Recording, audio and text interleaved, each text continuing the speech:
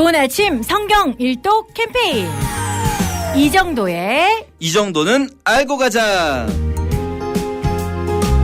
자, 느헤미야 3장부터 오늘 읽으실 본문입니다. 그렇습니다. 네. 3, 4, 5, 6, 7장까지 네. 읽습니다. 어제 말씀드렸는데요. 에스라는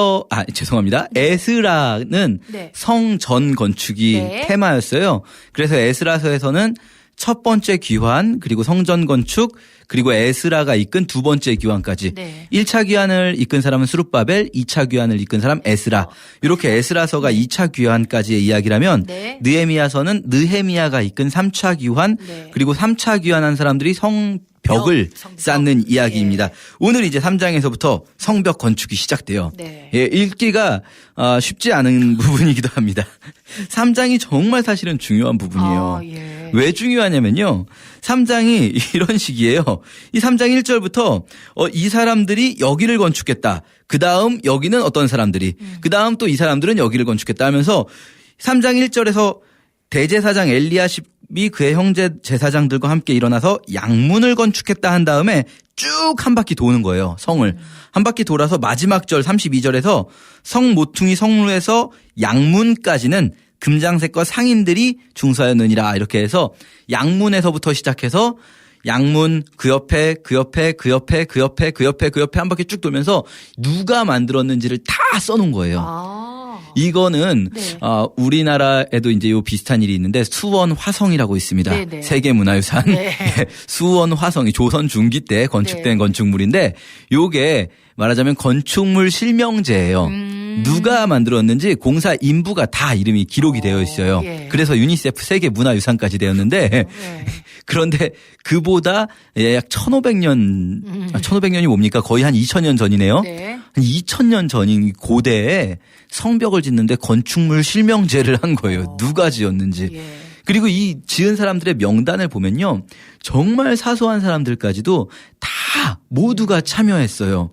뭐 지배자들부터 평민들까지 모두가 이 느헤미야의 건축, 성벽 건축을 우리가 흔히 이게 성경에 있잖아요. 그러면 그냥 단순히 성벽이라고 보지 않고 하나님 나라, 하나님의 도성을 짓는다라고 보았을 때 네. 하나님의 나라를 짓는 데 있어서 정말 중요한 부분이 바로 이 느헤미야 3장이죠. 모든 사람이 각자 자기의 부분을 맡은 일을 하는 겁니다. 네. 모든 사람이 누구도 빠지지 않고. 그러니까 우리가 교회에서요. 교회 공동체를 이루어갈 때도요. 모든 사람이 자기의 역할을 하는 거예요. 여기 보면 뭐 지도자들, 지배자들도 있고 평민들도 있고 한데 주로 이제 자기 집 앞을 이제 짓죠. 그리고 조금 어떤 사람들은 좀 큰 덩어리들 네. 뭐 이를테면 망대라든지 문짝이라든지 문이라는 게 그냥 이렇게 출입구 정도가 아니라 어마어마하죠. 성문이니까 예 광화문 이런 거 있지 않습니까? 예 성문을 짓는 거죠. 이렇게 모두가 참여하는 건데요. 참 안타까운 거는 아주 예외적으로 한 구절 3장 5절에 네. 이런 사람들이 있어요. 그 다음은 드고아 사람들이 중수하였으나 이렇게 계속 그 다음은 누구 이러는데 그 다음은 드고아 사람들이 중수하였으나 그 귀족들은 그들의 주인들의 공사를 분담하지 아니하였으며 이렇게 나옵니다. 이 정확한 표현으로는 네. 그들의 주인들의 공사, 뭐 애매한 표현인데 네. 공사 감독들이 시키는 대로 일을 하지 않았다. 공사 감독들 밑에서 네. 일하지 않았다. 이런 표현입니다. 귀족이면 뭘 좀 가진 그렇죠. 사람들인데. 그러니까 이 예. 귀족들이 드고아에 있는 귀족들이 네. 야 우리가 왜 공사 현장에 투입돼 가지고 해야 되냐 뭐 이런 식으로 아마 이제 말을 한 것 같아요. 네. 그런데 다른 지역의 귀족들은 다 참여했거든요. 네. 귀족뿐 아니라 뭐 거의 이제 말하자면 우리로 따지면은 시장급 되는 인물들 어느 시의 지배자들도 도성의 지배자들도 다 참여했습니다. 네. 그런데 이 드고아의 귀족들은 참여하지 않았어요. 왜 이래요? 이 사람들은 좀 그러니까 문제가 있는 거죠. 네. 문제가 있는 거죠.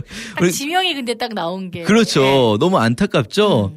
이 드고아라는 지명은 사실은 예루살렘 근처에 있는 그냥 마을입니다. 마을. 시골 마을이고요. 이 드고아 출신의 유명한 사람이라고 한다면 드고아의 목동 아모스라는 사람이 있습니다. 목자. 아모스. 예, 아모스 선지자가 너 뭐냐 선지자냐 했을 때 나 선지자도 아니고 선지자의 제자도 아니고 나는 그냥 드고아에서 양치는 사람이다 이랬거든요. 네. 그러니까 드고아의 평민들은 괜찮은 사람들이었어요.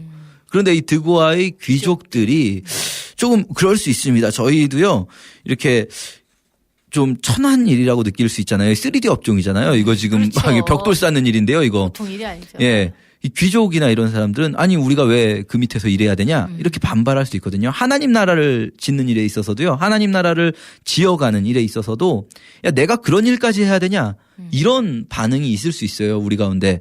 그러면 안 됩니다. 성경에 이렇게 기록될 수 있어요. 예. 굉장히 가슴 아픈 일이고요. 이렇게 성벽을 쭉 쌓다 보니까 4장에서는요.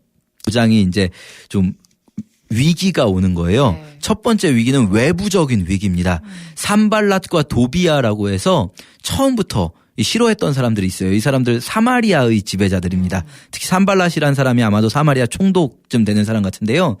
이 사람들이 처음엔 막 조롱해요.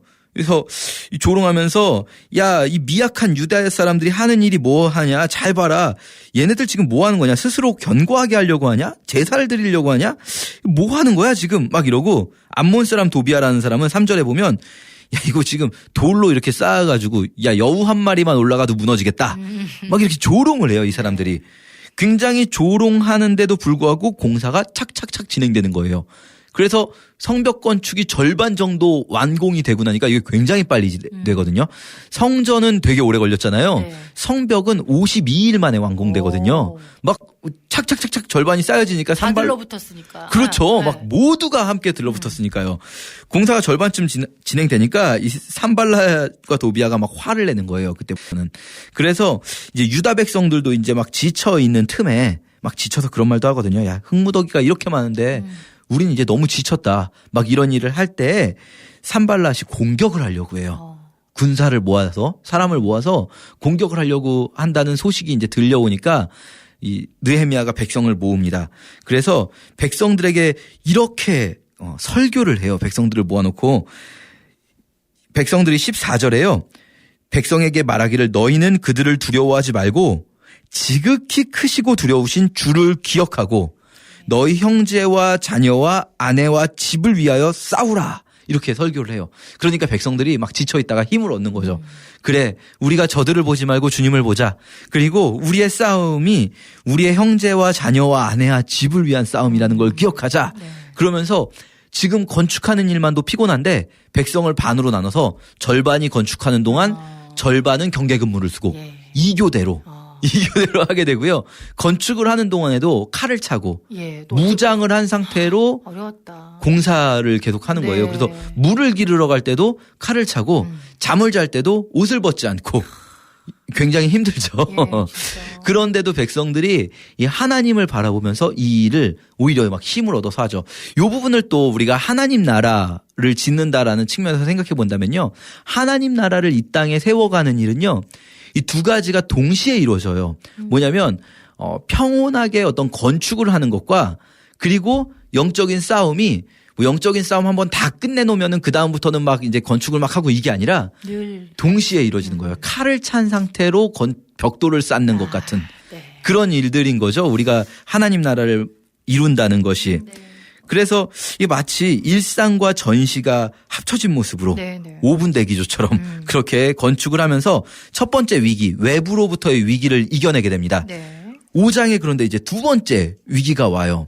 두 번째 위기는 내부로부터의 위기, 안으로부터의 위기인데요. 백성들이 못 해먹겠다.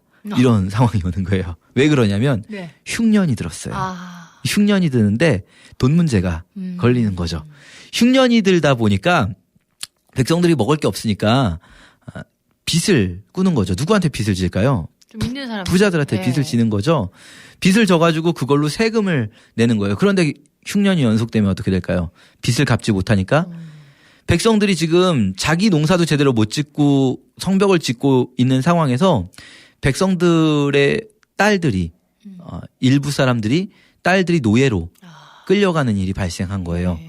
이 부자들이 이자를 못 갚으니까 딸들을 노예로 데리고 온 거죠. 같은 유대인들끼리. 그렇죠. 같은 유대인들끼리. 예. 그리고 백성들 다른 사람들도 그런 위기에 처해 있고 백성들이 말하자면 이제 반항이랄까 데모를 하는 거죠. 못 해먹겠다 우리. 그러니까 처음엔 느헤미야가 막 분노해요. 화가 나다가 가만히 생각해 보니까 이게 누구 탓인가? 이거 귀족들 잘못인 거예요. 그래서 귀족들을 불러놓고 이렇게 얘기합니다. 5장 7절 깊이 생각하고 귀족들과 민장들을 꾸짖어 그들에게 이르기를 너희가 각기 형제에게 높은 이자를 취하는도다 하고 그들을 막 쳐서 혼내는 거죠. 사실 율법에서요 이자를 받는 게 금지되어 있습니다. 율법에서는요 돈을 벌 때 노동을 해서 일을 해서 돈을 벌라고 하지 돈이 돈을 벌게 하는 것을 금지하고 있어요. 돈을 꿔줄 수는 있지만 그럴 때는 이자를 받지 말고 원금만 받아라. 네. 이자를 받으려고 돈을 꿔주는 행위가 금지되어 있어요. 쉽게 말해서 돈이 돈을 벌지 못하게 하는 거죠. 이거 굉장히 중요한 경제 원칙인데요. 네. 일이 돈을 벌게 하는 것은요. 어떤 차이가 있냐면 일이 돈을 벌면 돈을 버는 나도 벌고 내게 돈을 주는 사람도 내가 일한 대가로 그 사람도 뭔가를 얻어가게 돼 있어요. 윈윈이죠. 이거는 내가 뭐 음식을 만들어서 팔면 그 사람은 음식을 얻고 나는 돈을 받고 그런데 돈이 돈을 벌게 하는 방식 이를테면 여기 나오는 이자를 고리대금업이죠. 이런 걸 하게 되면 나는 돈을 벌지만 내게 돈을 뺏기는 사람은 그냥 뺏기는 거예요. 그 사람은 뭘 얻는 게 아니라 그냥 뺏기는 거예요. 그러니까 이거는 내가 얻는 만큼 누군가 손해를 보는 방식이에요. 그래서 율법에서 금지하고 있는 방식입니다. 네. 그런데 이제 이 사람들이 그렇게 높은 이자를 취하고 있었던 거예요. 그래서 느헤미야가 그들을 혼내면서 온 백성들을 모아놓고 선언하는 거죠. 이제부터 이자 금지, 이자를 받았던 건 다 돌려줘라. 나도 나와 내 형제들도 돈을 백성들에게 꿔준 게 있는데 느헤미야도 이제 부자니까요. 사실 제일 부자죠. 여기서 느헤미야가 제일 부자예요. 느헤미야 굉장히 고관이거든요. 네네. 그러니까 나와 내 형제들도 이자를 받지 않겠다. 그러니까 너희도 다 받지 말아라. 그리고 지금까지 고리 대금을 취했던 거 다 돌려줘라. 모든 백성 앞에서 그걸 선언하고 만약에 이걸 지키지 않는 사람은 다 탈탈 털어버리겠다. 이렇게까지 말을 합니다. 네.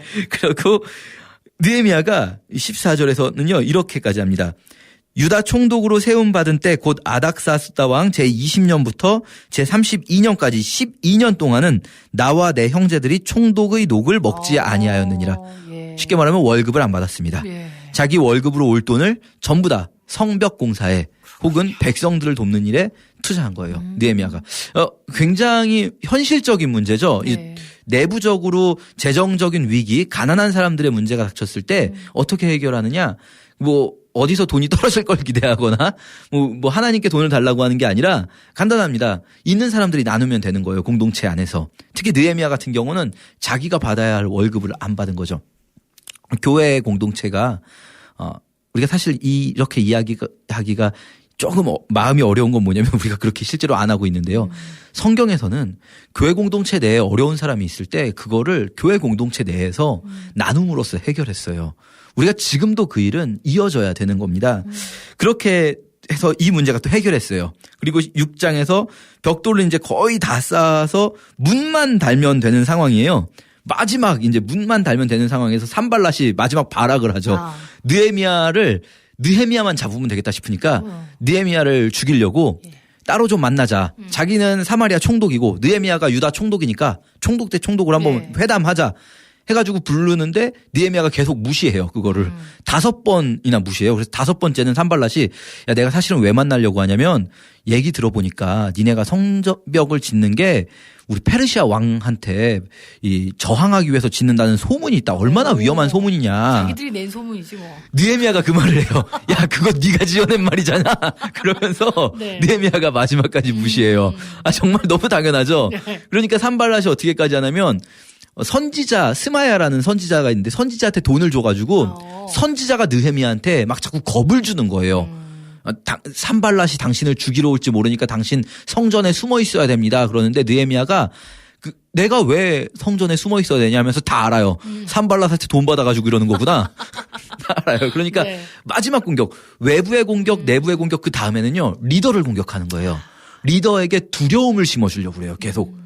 리더에게 실제로 느헤미야를 죽이지 못한다면 느헤미야를 죽이려고 했다가 죽이지 못하니까 공포를 심어주려고 해요. 리더의 마음을 꺾어버리려고 하는 거죠. 네. 그렇게 하지만 느헤미야가 끝끝내 52일 만에 성벽을 완공하게 되고요.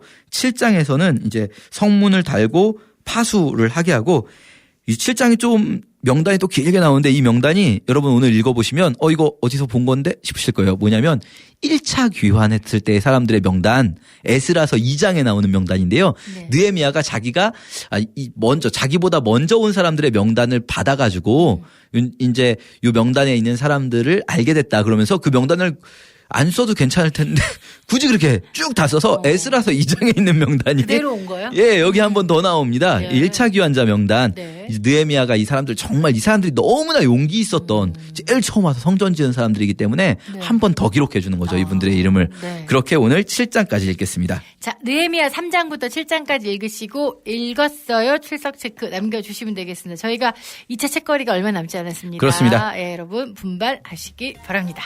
저희는 내일 다시 뵙겠습니다. 고맙습니다. 감사합니다.